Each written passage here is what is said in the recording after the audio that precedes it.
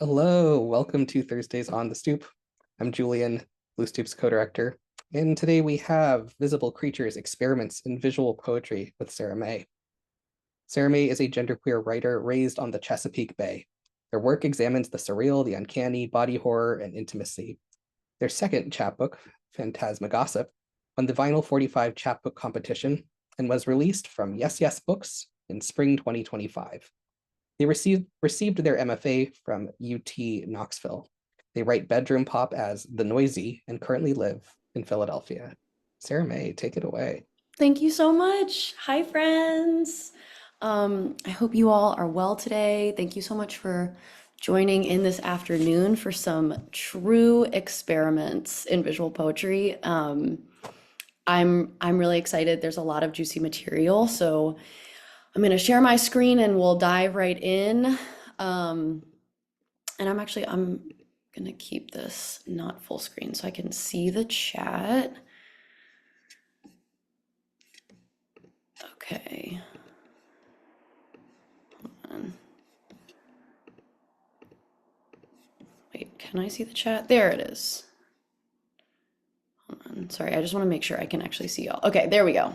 We're on it. Okay, can everyone see my screen? Yes, okay, wonderful. So this workshop is called Visible Creatures, Experiments in Visual Poetry. Some things I'm hoping you come away with today. I'm also gonna share this link in the chat because there are a ton of poems that are linked throughout. I want you to be able to access them later. And also, if for any reason, like my screenshots are difficult to see, I want you to be able to zoom in, reference them as we go, copy and paste some lines you like, all of those things. So yeah, so today I hope you come away with some technical strategies for making visual poetry by hand and on the computer. I know that there are actually some wonderful visual artists on the call. And so I feel like you all are bringing like a special skill set to this, but I'm kind of operating from the assumption that like we have no like visual technical skills. So we're going to kind of start from that place. We're going to get a survey of different styles of visual poetry. You're going to leave with multiple writing prompts. I want to kind of give you permission to play. I think that like something like visual poetry can feel like inaccessible and esoteric, but actually it's like sort of the perfect place to try things out. And then, yeah, a reading list of further examples. There's so many poems here. See if we can see how many we can get to. So we'll go through what is visual poetry, sort of this alchemy of the visual and textual, and then we'll talk about some technical strategies and some prompts. So for our check-in, because there's such a great group of us, I unfortunately can't have us all check in like speaking aloud. So what I'm going to ask is that you drop in the chat, name, pronouns if you'd like, and then a recent photo that you've taken on your phone. And so you'll describe that image, which is good practice too, for just like, we'll talk about this phrase later, but there's something called ekphrasis, which is basically just writing about other art. And so for the practice of ekphrasis, describe a photo that you've taken on your phone recently. So I'll give y'all a minute to do that.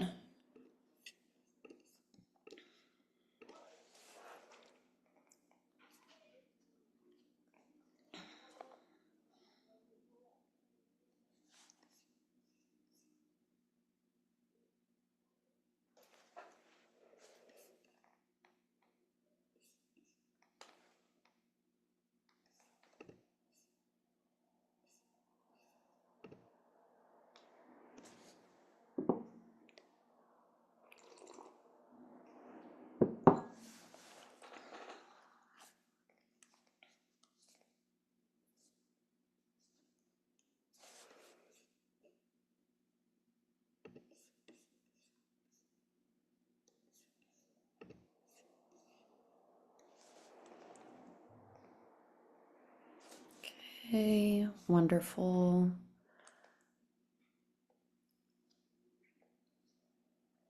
That's also just a beautiful line, a blue heron in profile. Hi, NJ. Hi, good afternoon. This is awesome. Oh, love, we get an actual photo. Thank you. Oh my gosh, is that a spider web? That is a beautiful photo. A Thank fallen tree you. that looks like a It was like a crack in the wall, and I took it with my iPhone and then took another one like just I opened up, you know, how you can enlarge it, and it just I don't know what made me think of it. And yeah, it's a spider web and you can see the spider's legs. This is so beautiful. Thank The way you. that it looks like, yeah, water, like the way that water is sort of Well, sitting. it was after a rain on a rock wall, so there were drops of water all over the place. That's so cool.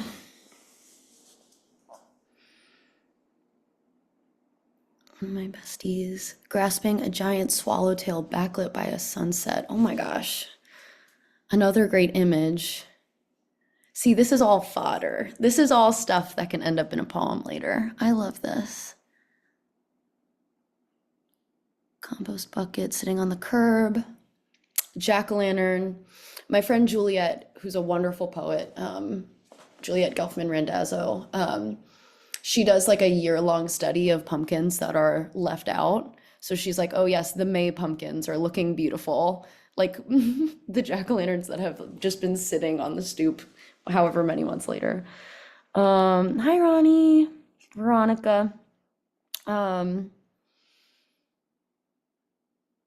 I love it. Sardines, what a great image. Was that in Paris? Sorry, that's my friend, so I do know. The sardines were in Can you Paris. hear me? Yes, I can hear you. Okay, yes, it was Paris. Yeah. Okay, well, I can't wait to hear about the trip later. Love the image of the frosty beers. Okay, this is so great. And we're gonna revisit this a little bit later too. So, yeah, thanks for checking in. Ah, burgundy fallen leaves. Also, it's like, yeah, the number of ways you can describe the beauty of fall, it's just endless. Okay. All right, well, thank you all so much. I'll share my recent photos. So I got engaged recently, so this was sort of on the mind. And before, well, we asked, I guess, like my partner asked the waiter to take the photos of it happening.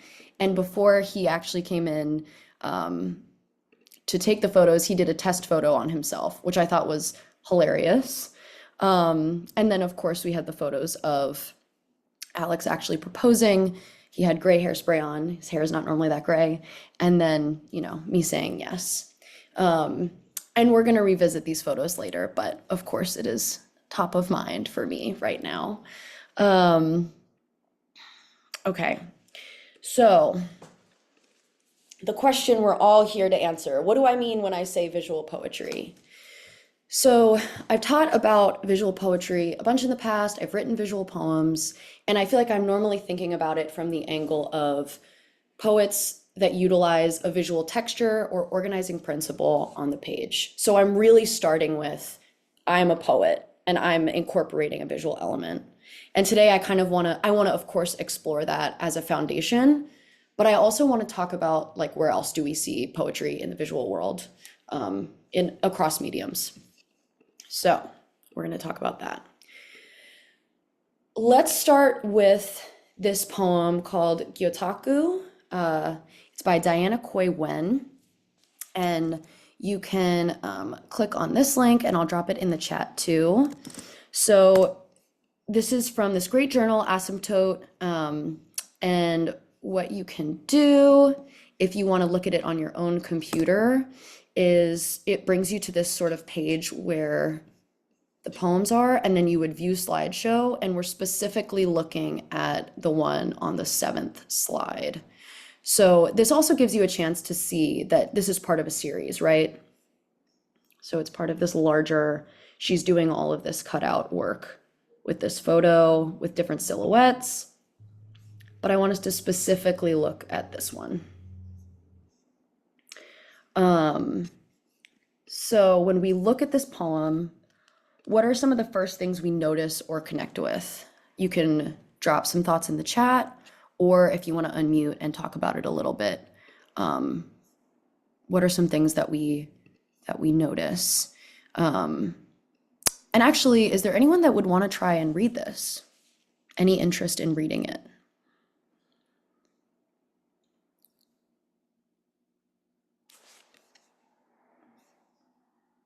The shadow of themselves in the background. Okay. I would love to hear it read. Let's do it, Dara. Okay, I can go ahead and do it first. So, Kyotaku, and I'll let someone into the Zoom room. Okay. So when Diana reads it aloud, I have found that she sort of like stops herself at the end of the line. So even when words are cut off, she kind of tries and like she tries to acknowledge that line break, even if it's in the middle of a word. So I'm going to do my best to read it that way. Okay. Kyotaku.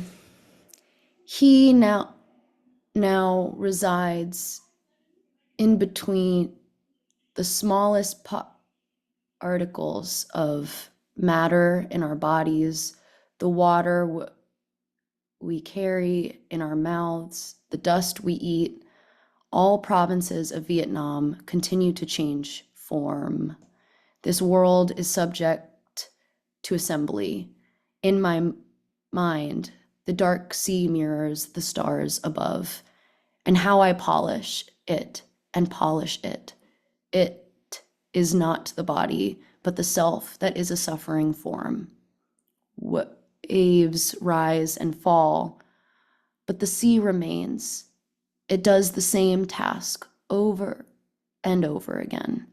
Chance, discontinuity, chance. I could have done this. I could be done.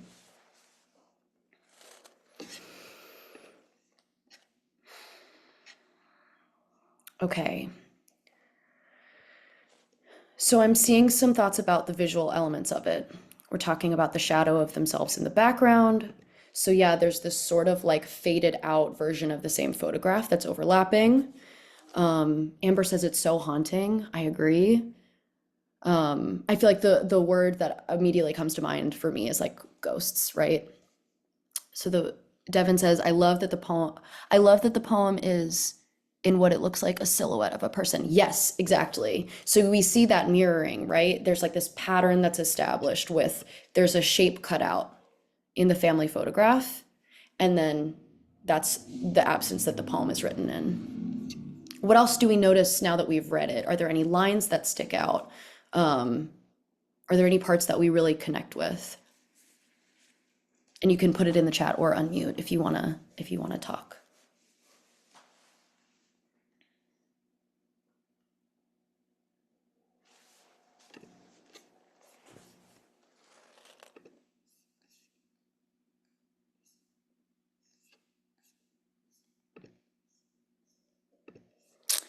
Visually, ghosts and echoes, there's like a displacement, absolutely.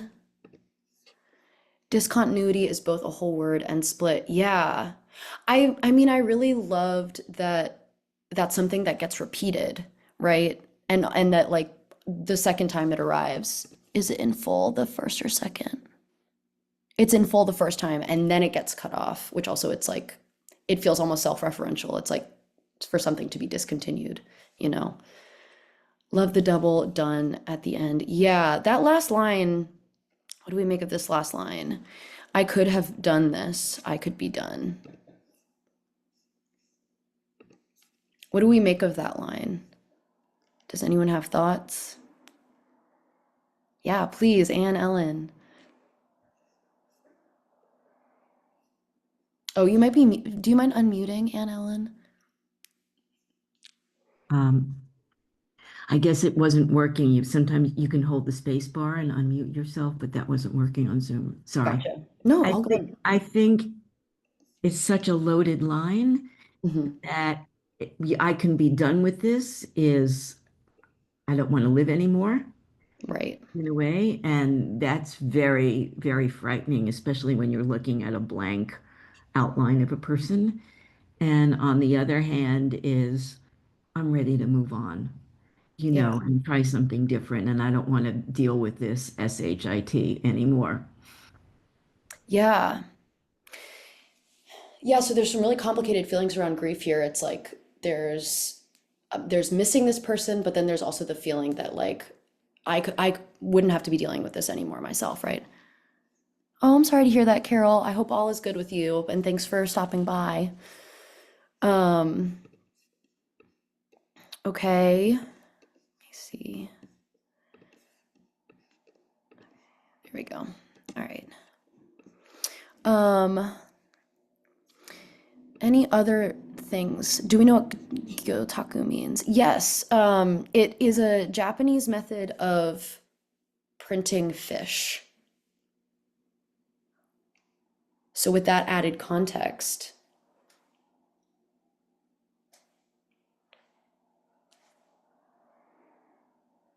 any additional thoughts on how that might sort of like illuminate meaning in the poem? Hold on, I'm gonna turn the light.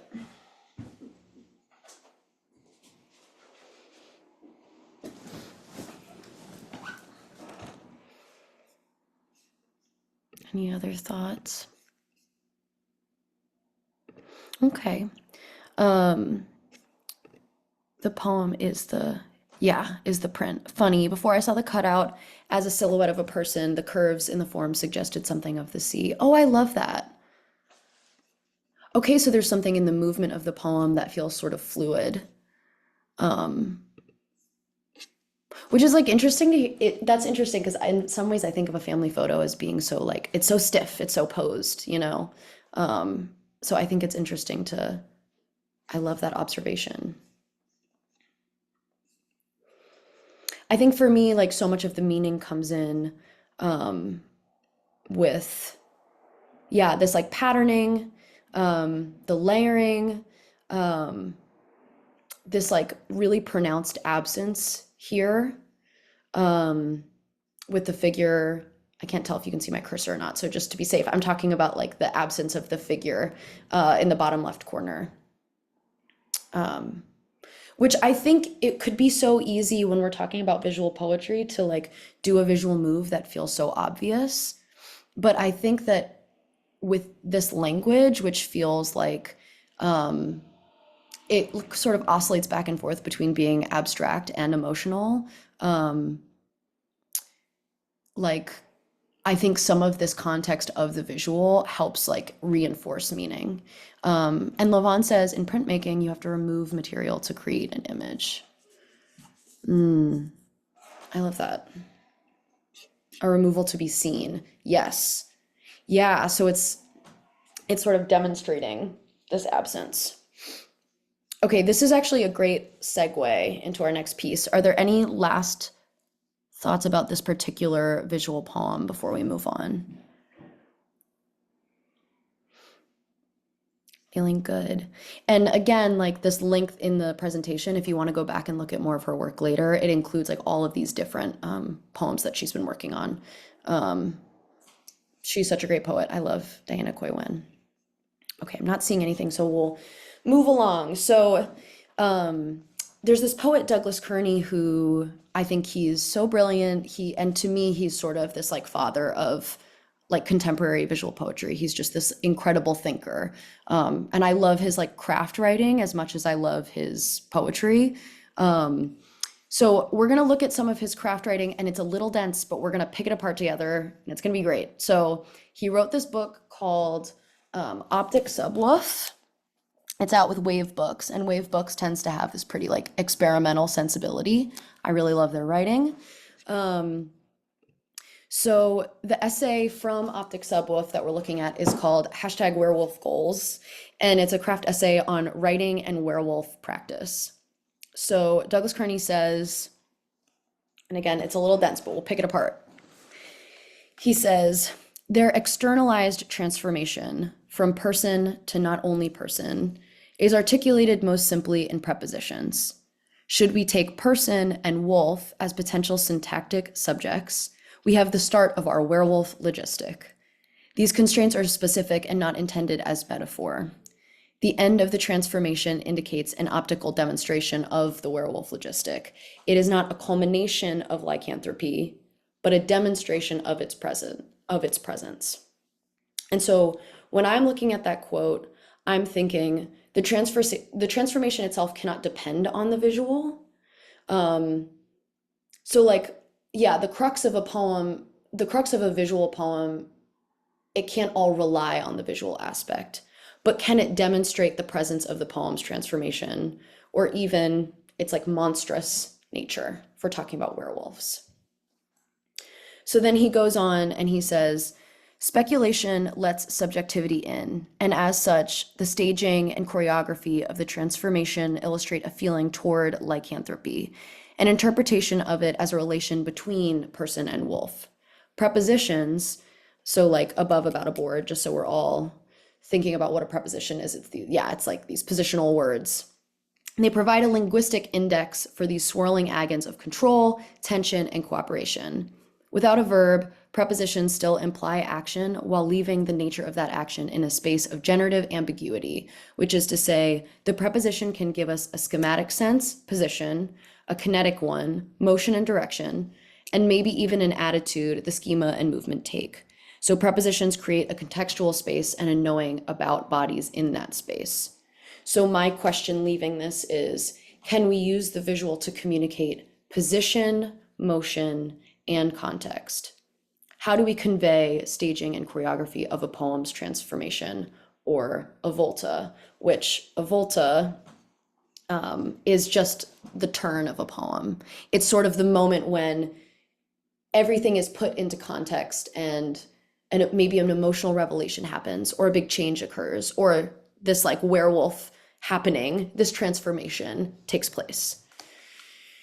So like with this framework in mind, I found this poem by Douglas Kearney called Wolves. So I'm curious to talk about the vision of the motion of this poem, and then the bodies in space, or the word he uses, the proprioception, or the context of the pieces of this poem.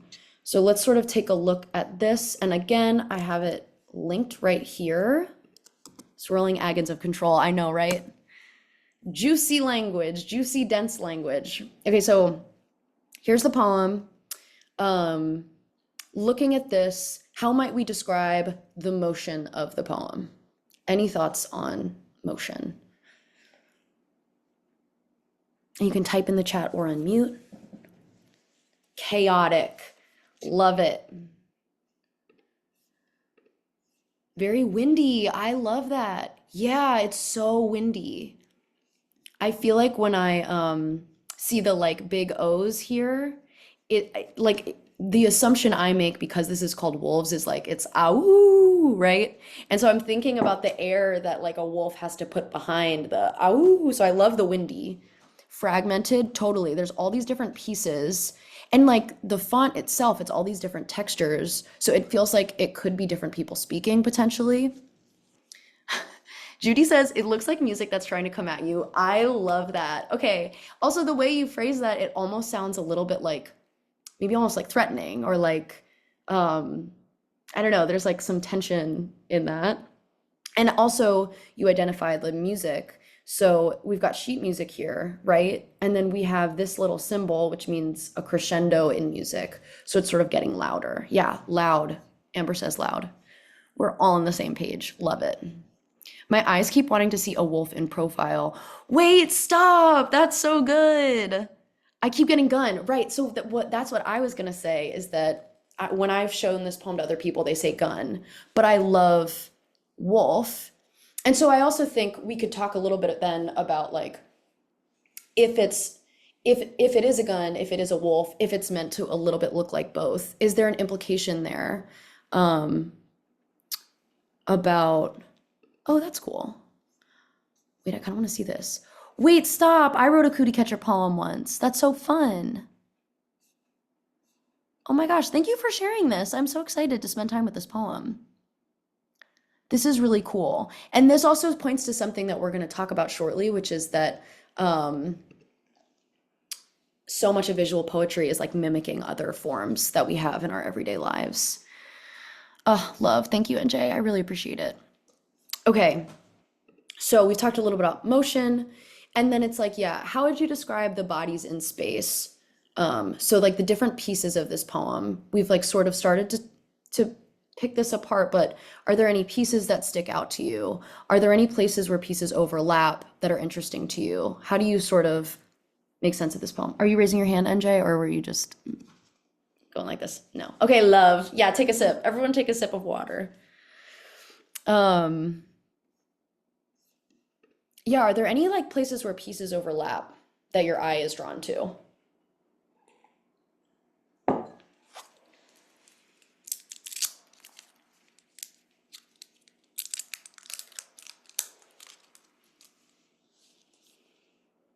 I feel like I'm thinking about forms of chorus and howling being right next to the music. I think that there it's like a moment where like the textual and the visual are sort of overlapping. I'm thinking about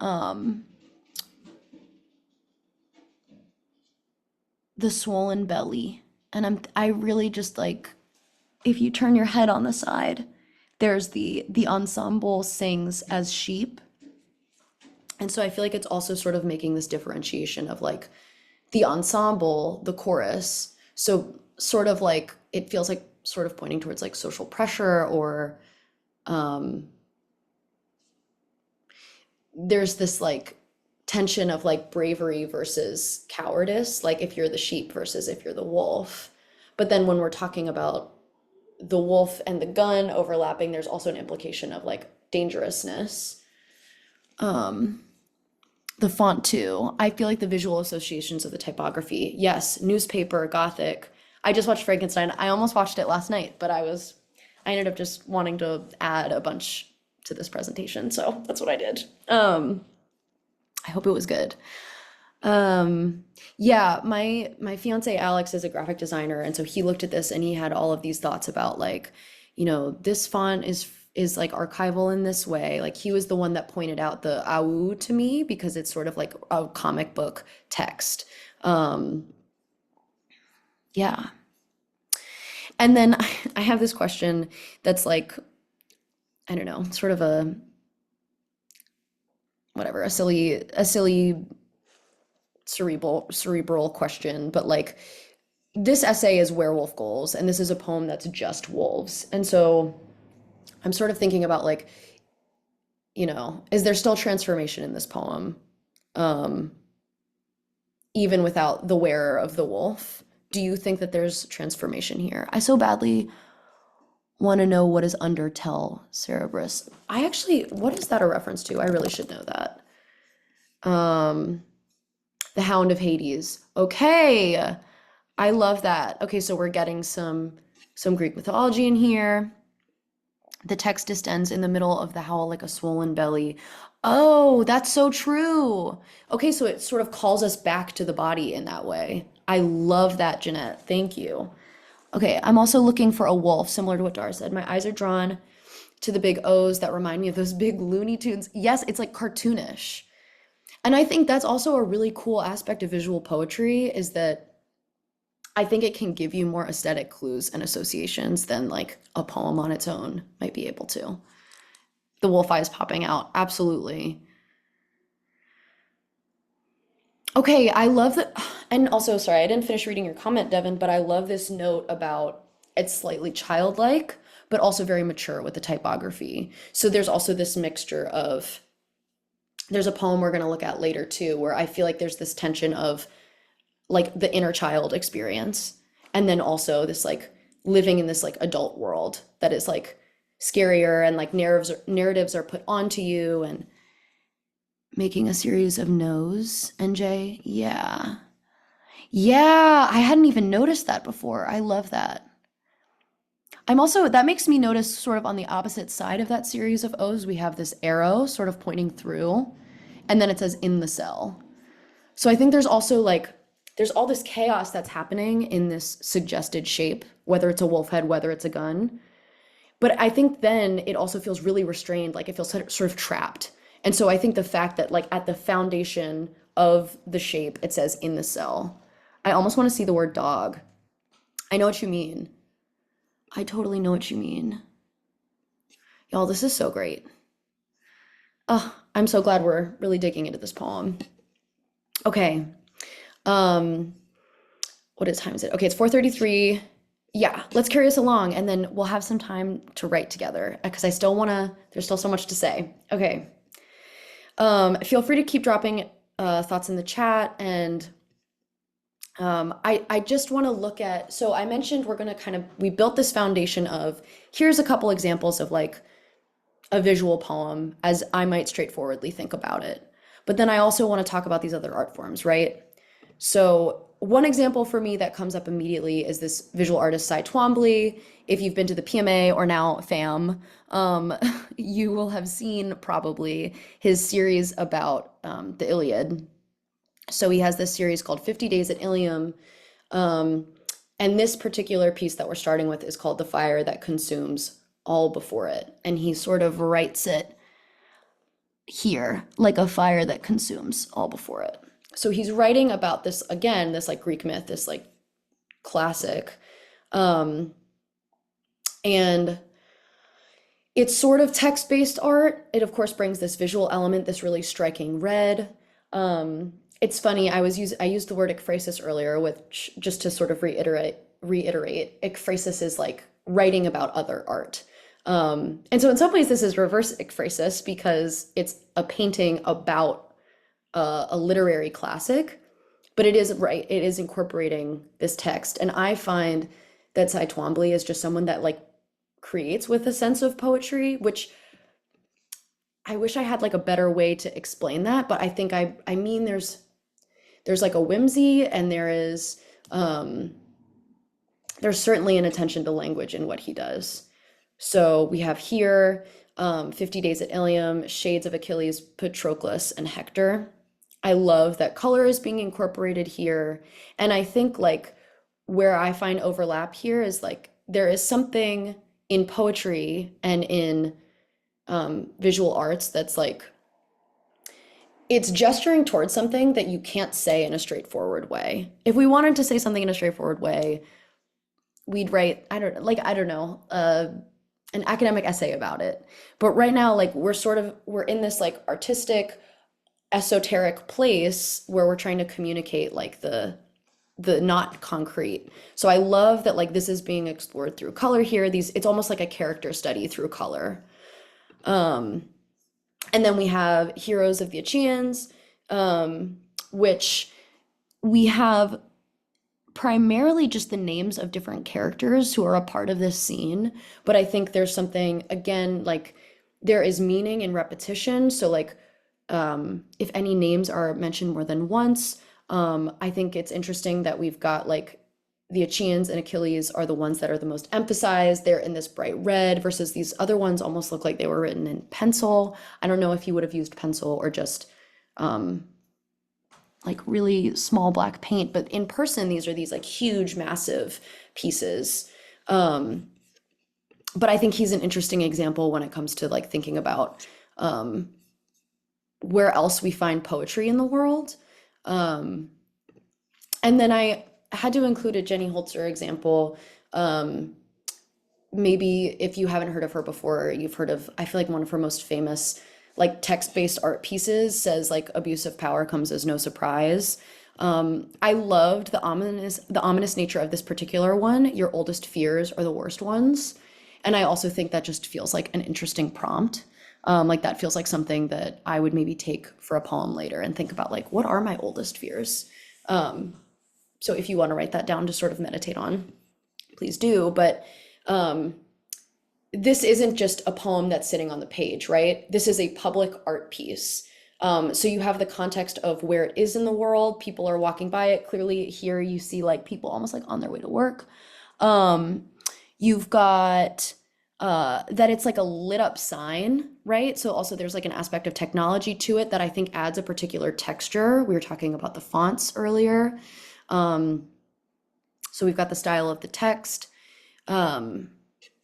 So I'm thinking about these other examples too, and to me they have that sense of poetry and that mysteriousness that isn't so straightforward, but that we still gain meaning from. The last example I want to look at from the sort of like non-straightforward poetry world is from Twin Peaks: The Return. David Lynch is the director. He passed away this year, and I'll explain it as if you've never seen Twin Peaks before, just in case there's anyone who has not, which like very well could be that there are, but also he's had a big presence in Philly in the past. He has a movie that's set in Philly. Yeah, he's this like wonderful, strange artist. I've been really obsessed with this, and I kept thinking about this class and thinking, why is it that I feel so sure that visual poetry connects back to Twin Peaks in some way? And so I had to sit and sort of work this out, and I think I arrived at something helpful. So Twin Peaks: The Return is a continuation of a series called Twin Peaks from 20 or 25 years prior. I can't remember right now. In the show Twin Peaks, this character Bob, who's pictured here, is the manifestation of like the purest, truest evil. David Lynch establishes in The Return that Bob was birthed from the Trinity test of the atomic bomb in New Mexico in 1945. In other words, much of the violence of Lynch's world, and perhaps ours, can be traced back to like this Trinity test. So here are some pictures from it. So these are pictures from the episode, and so it shows, they recreate the test. They recreate like footage of the test, and then they like zoom in really slowly, and you get these sort of like small molecules, and then it shows Bob being born. And I said, the show is esoteric and strange, but it is infused with meaning. So tracing the atomic bomb back to the relatively localized events of the show, which sort of like the inciting incident of the show is that one girl is killed in Washington State, Laura Palmer. Tracing the atomic bomb back to the relatively localized events of the show demonstrates a sort of interconnectedness and this like, yeah, this larger like butterfly effect, or yeah, is that the phrase? You're seeing this larger effect of, you're tracing the impact of a large event. Sorry, that's what I mean to say. So this episode makes meaning through showing the familiar as new to us. We know, as someone who's watching the show at this point, you know, you've spent all this time with these characters, but we also know of the atomic bomb and its violence. But we're recognizing something new in the power, scope, and reach of it here in context of the show. The Return leaves the constraints of its world, what we understand as possible in the show, and arrives on a new plane, a new alchemy that is moving, and because of its groundedness in history, is more disturbing than only a fantastical manifestation of pure evil. So beyond it being, this character Bob is like everything that we're fighting against in this show, it's grounded in a real and upsetting thing that happened. So something I'm thinking about is, can the alchemy of the visual and textual demonstrate our interconnectedness? And can it make our work more meaningful? So I'm going to sort of skip down to this little bullet point, but earlier I was talking about, you know, text that can be made new, like something abstract that can be made meaningful by being balanced with the concrete. So I got to take like this songwriting workshop with Adrienne Lanker from Big Thief, and she talked about this. Like, there's a moment in a song, the turn or the volta, where the abstract gets grounded by the concrete and suddenly is like illuminated with this new meaning. And so that's sort of what happened in the show, is that this character who is this manifestation of evil is connected to our real world and our real lives. And so I think that arriving at this plane where the textual, so a normal poem can be made more interesting or deepened or more meaningful through mixing with the visual, is like what we are trying to accomplish in a visual poem. And so then we're thinking, you know, what is the inciting incident of the poem? Is it possible to map it, to trace its impact, to follow its effects, or go backwards to the origin? And then you're also thinking about like who's your audience and who's watching. So visual poetry can offer additional entry points and context than a normal poem maybe could. Alternatively, it can obscure legibility. So when we look back at the Douglas Kearney poem, there are moments where we can't even totally read the writing because the text is covered up, words are cut off. And so I think there's this question of like, you know, is there an audience that you particularly want to understand your poem? Is there an audience that you want to keep out? Or do you want to offer new entry points through the visual that an audience can connect with? So I wanted to look at this poem by Tariq Dobbs, who is a wonderful Palestinian American poet.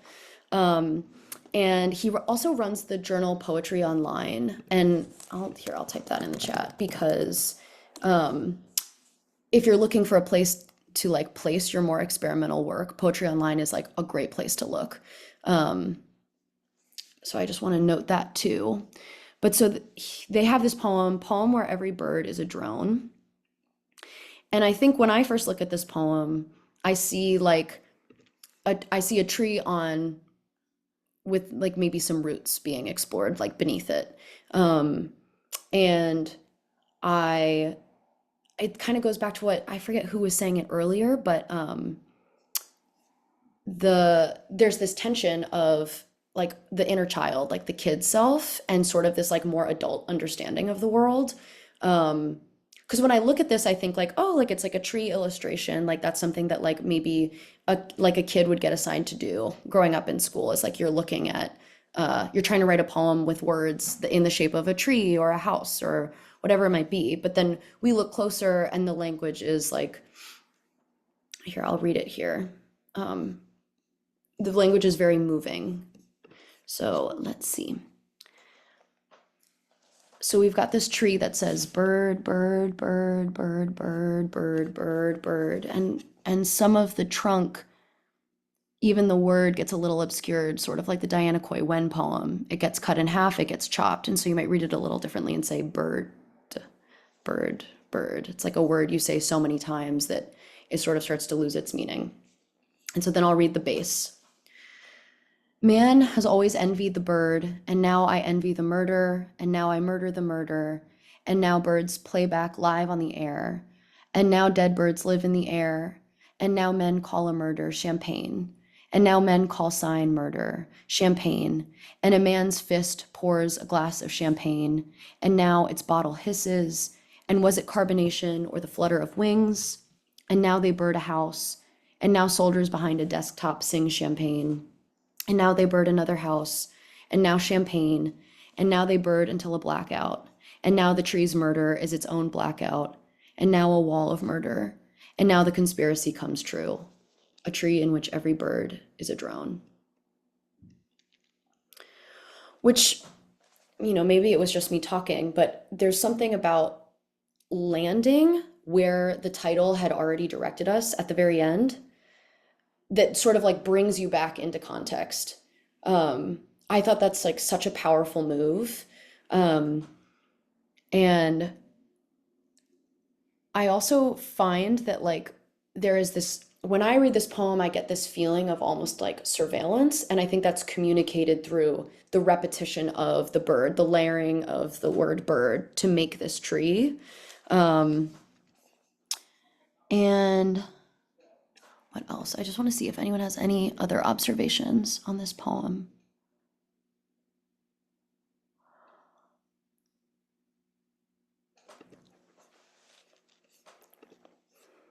And the slippage of words into other places. Yes, so some meaning is lost. Absolutely. So I think there's this sort of like, that last line, and the conspiracy comes true, a tree in which every bird is a drone. It's like you kind of don't, like your sense of reality has like been shifted for the speaker, has been unalterably changed in some way. Meaning is lost, yes. Is a bird a tree, or is a tree a bird? Yeah, you're sort of like, it's disorienting, right? like you're sort of losing your bearings a little bit. Echoes of Orwellian doublespeak. Oh, I love that. I hadn't thought of that before. Yeah, there's and I think there's this like dystopian feeling. Yeah, call a murder a champagne. Yep. Yeah, and I think that's a really good point too. It's like we start in a pretty grounded place. Man has always envied the bird, right? But then as the poem goes on, we have the same set of images, but they're recontextualized. They're made new by like the same structures starting to have like nonsensical placements of those words, right? Okay, I'm looking at the clock and it is 4:49, so I might move us along, but yeah, spend more time with this poem. Tarek has like a wonderful website of poetry that I would really recommend.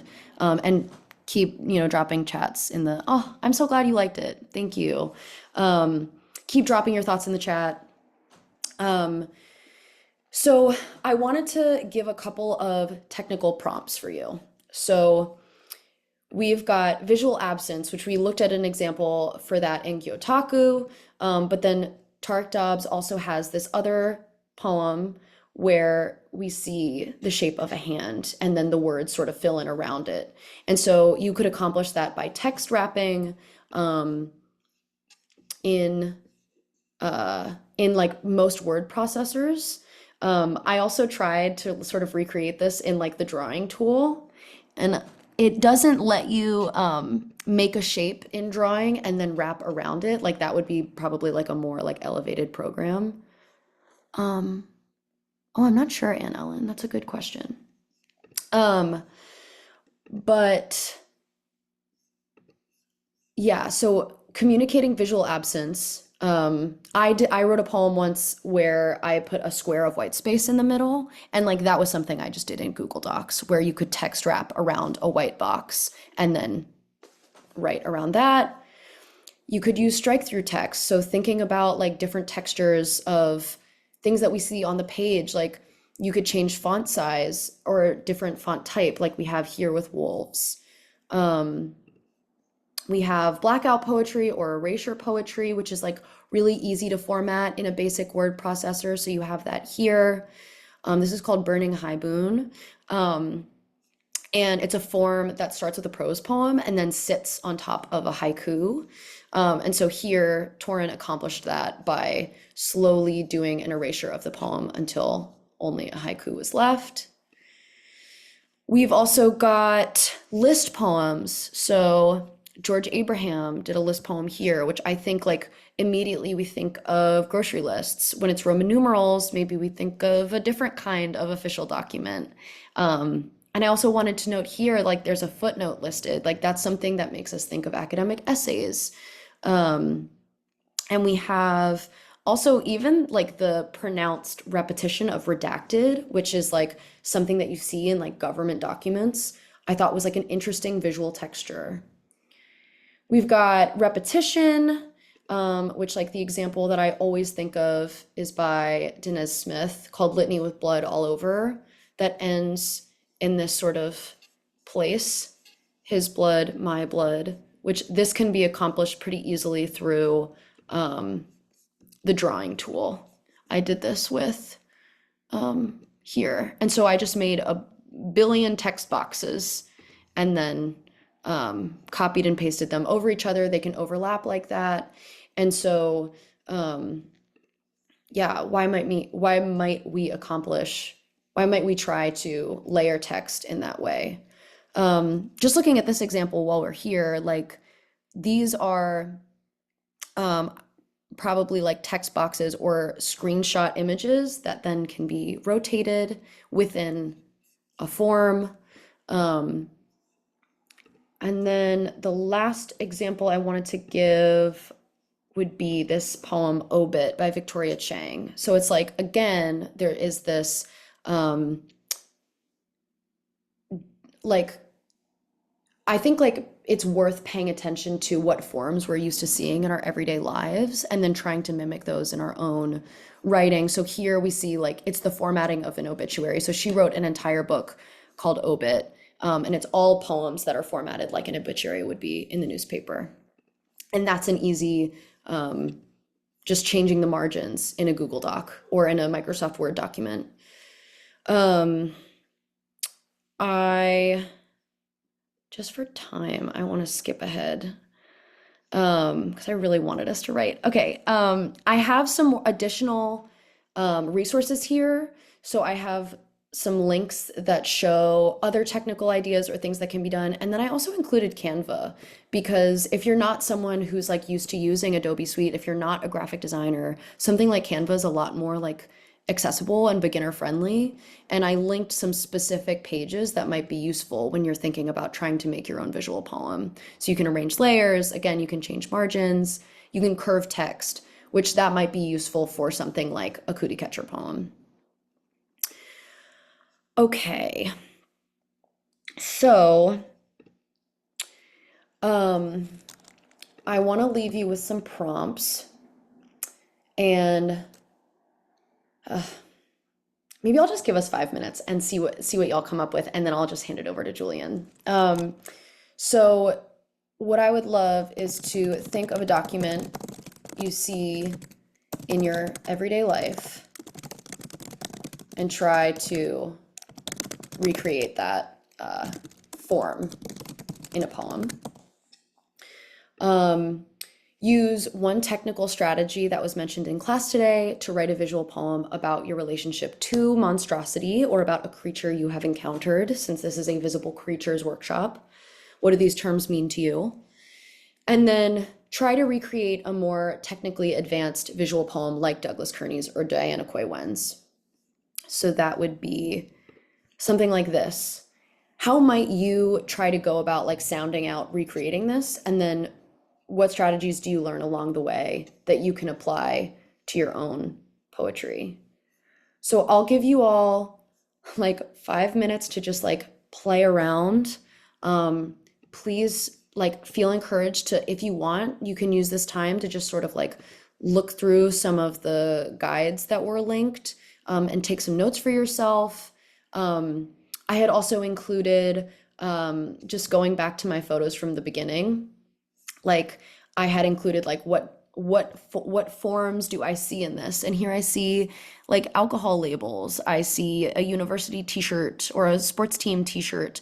It also makes me think because he's a waiter of a receipt. So like are those starting points for poems for me?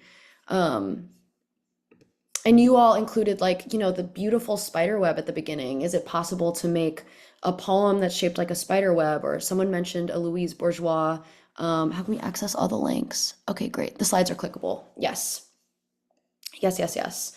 I lost my train of thought, but we were talking about the Louise Bourgeois example. Like, is there any text from her that, or any sculptures that she's done that you might try and shape a poem around, right? So communicating some of that visual absence like we've talked about. Those are some ideas that come up. So I'll let this go until 5 and then Julian will sign us off. And sorry, the technical stuff was a little more rushed, but I hope that this offers a framework for thinking about visual poetry. And again, like that permission to really play and try and emulate other people's work and see what comes up.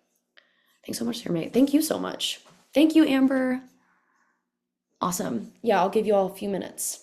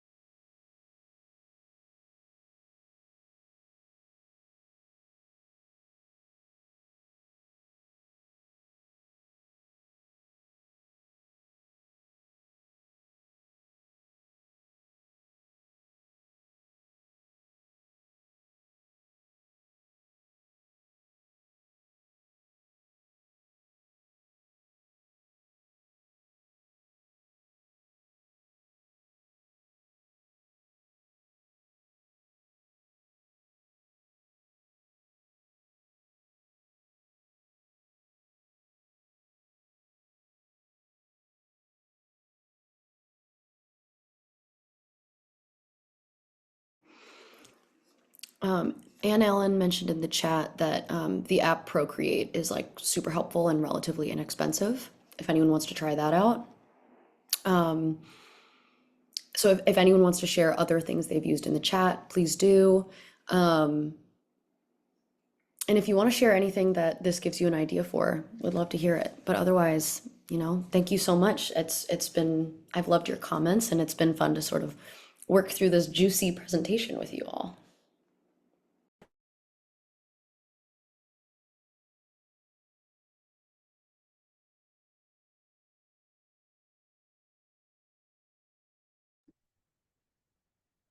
Should I hop in? Okay, cool. Thank you so much, Sara Mae. I had such an interesting time and fun time learning about all these cool processes. Seems like everyone else learned a lot too. I just shared some links in the chat. There is a link to a feedback survey, so you can let Sara Mae know what they did. There's a link to our fall classes. We've got a couple more coming up, mostly in the fiction zone, but there'll be spring classes before you know it. There are upcoming events like more Thursdays on the Stoop. Next week we have a poetry, I think it's poetry, workshop called Ripples, Writing the Pattern Within the Pattern with Maximus Adarve. Definitely recommend checking that out. This recording of today will be up on YouTube soon. And then there is also a link to our weekly newsletter. That's the best way to stay in touch and keep up to date with all the things we are doing here on this hypothetical Stoop. And of course, this is a free session, but if you would like to support the work we do and help us keep these sessions free and accessible to all, you can type in at bluestoop.org/donate. No pressure, but I appreciate you regardless. Thank you again to Sara Mae, and thank you to everyone else. Enjoy the rest of your day.